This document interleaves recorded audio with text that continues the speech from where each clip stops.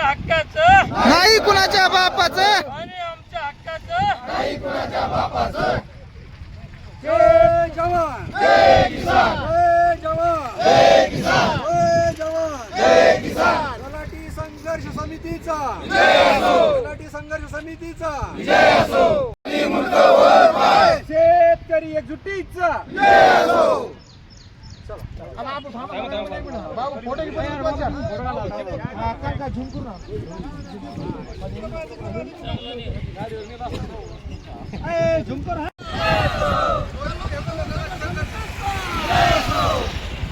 या मुदार प्रशासनाला करायचं काय? मुदार प्रशासनाला करायचं काय? पाणी आमच्या हक्काचं, कोण म्हणतं देत नाही. छत्रपती शिवाजी महाराजांचा विजय असो, डॉक्टर बाबासाहेब आंबेडकरांचा विजय असो. चला. आणि आमच्या हक्काचं नाही कुणाच्या बापाचं. अरे कोण म्हणतो देत नाही. घेतल्याशिवाय राहत नाही, घेतल्याशिवाय राहत नाही.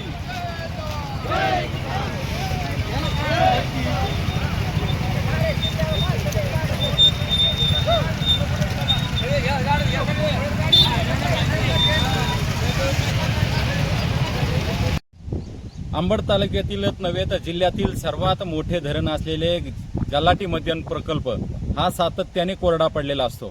अवर्षण प्रवण भागात असलेल्या या धरणात सातत्याने पाण्याचा अभाव असतो, त्यामुळे ती कोरडे ठाक पडलेले असते.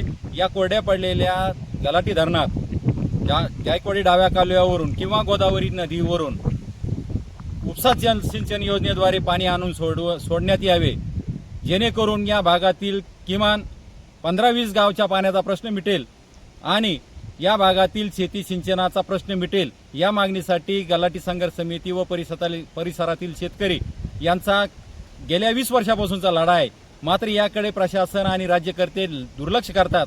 त्यामुळे या सर्व बाबीचा निषेध करण्यासाठी आज संघर्ष समितीच्या वतीने जायकवाडी डाव्या कालव्यातून पाण्याने भरलेला हंडा हा त्या कोरड्या पडलेल्या गलाटी धरणात टाकण्यात आला, जेणेकरून या कुंभकर्णी झोपेत असलेल्या सरकारला, प्रशासनाला जाग येईल आणि या भागातील शेतकऱ्यांची जी न्याय मागणी आहे तिला न्याय मिळेल.